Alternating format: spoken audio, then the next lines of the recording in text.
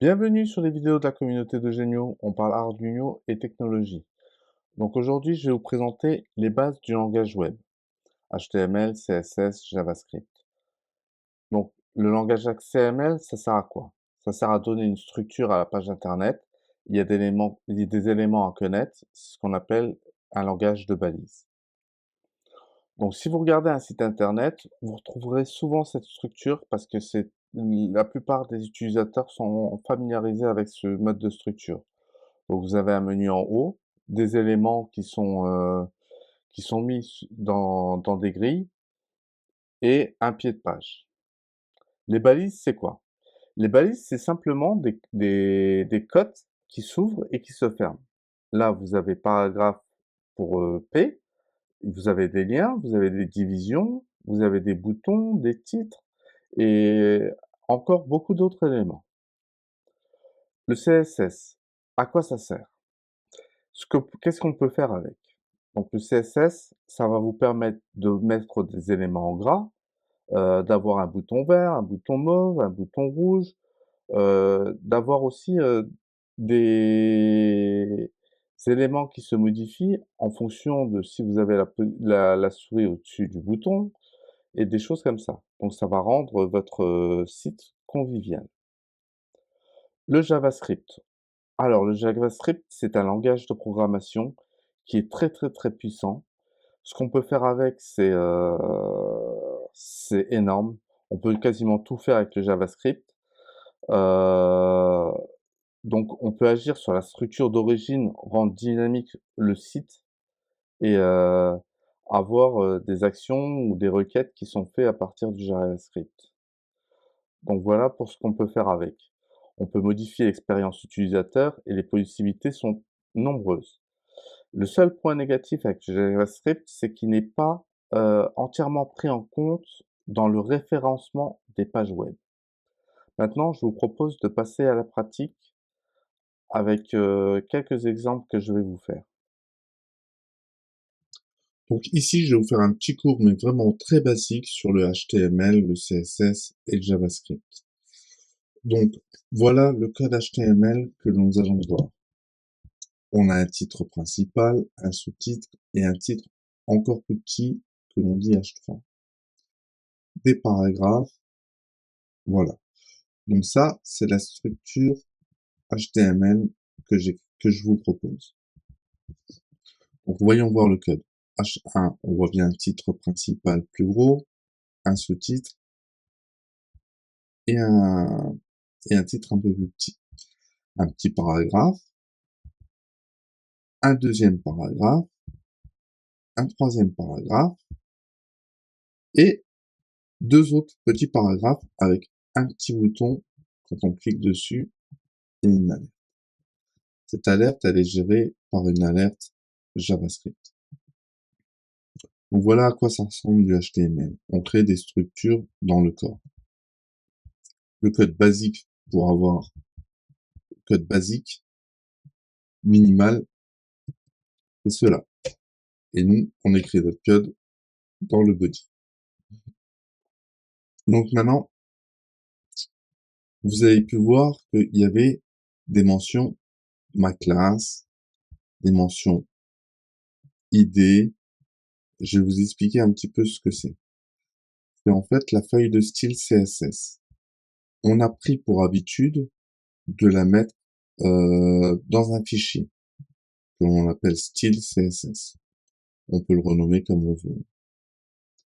Donc, au même endroit que mon index HTML, j'ai mon fichier style.css. Donc là, le H1, vous voyez qu'il est d'une couleur mauve. On peut le passer en vert. Hop, il me suffit d'enregistrer, je réactualise la page, et voilà, il est en vert. Le CSS permet de faire ça. Maintenant, comment ça marche? H1 va dire que toutes les balises H1 vont être en vert. Si je fais par exemple P, j'enregistre, toutes les balises P et H1 vont être en vert. sauf si je fais des erreurs. Voilà. Donc tout ce qui est épais est devenu en vert. Donc ça, c'était pour vous montrer qu'on pouvait appliquer ça à plusieurs balises en même temps. Donc là, c'est quand on s'intéresse à une balise. Ensuite, on a la possibilité d'aller à un niveau juste en dessous, c'est la classe. La classe, si on revient, la classe peut être utilisée pour plusieurs éléments. C'est comme un ensemble d'élèves qu'on regroupe dans une classe. Donc, si je décide que cette classe-là va être en rouge, hop, j'enregistre, je réactualise, et voilà. Les éléments qui avaient la classe, ma classe, bon, j'ai noté ma classe, mais vous pouvez mettre ce que vous voulez, hein. Donc, ma classe sont en rouge, comme je l'avais demandé. Il existe un dernier élément, c'est l'élément racine, c'est l'idée. Alors, vous pouvez voir que l'idée, c'est un élément sur une page. Par exemple, paragraphe numéro 2, donc on est bien sur cette ligne-là, a une idée. Donc, normalement, si je modifie, est-ce que je l'ai là? Oui, mon idée RAID, il n'y a pas de niveau en dessous d'un identifiant. Donc, c'est lui qui aura la priorité par rapport au fait d'être une classe ou autre. On va le mettre en bleu. On enregistre. Et voilà, il est en bleu. Voilà à quoi va nous servir le CSS. Il va nous permettre de styliser les pages, vous voyez là, vous avez paragraphe numéro 1, paragraphe numéro 2. J'ai demandé à ce qu'il s'affiche sur un bloc en ligne avec une marge à gauche automatique. Donc si j'avais mis une marge à gauche de 40 pixels, on aurait vu le texte se déplacer. Voilà, on voit le texte se déplacer. Donc c'est bien de travailler avec le site à gauche et à droite, vous avez vos éléments. Moi, c'est vraiment pour vous apprendre les bases du HTML, CSS, qui va vous permettre d'être autonome sur d'autres éléments en lien avec l'Arduino. Donc maintenant, je vous ai montré un petit exemple avec le bouton JavaScript. Maintenant, on va faire le JavaScript va permettre de modifier l'expérience utilisateur. Donc, je ne suis pas expert en JavaScript, mais j'ai juste montré ce qu'on peut faire, un petit exemple de ce qu'on peut faire. Donc, hop. Donc ça, c'est un site avec du JavaScript où on a fait un petit peu d'animation.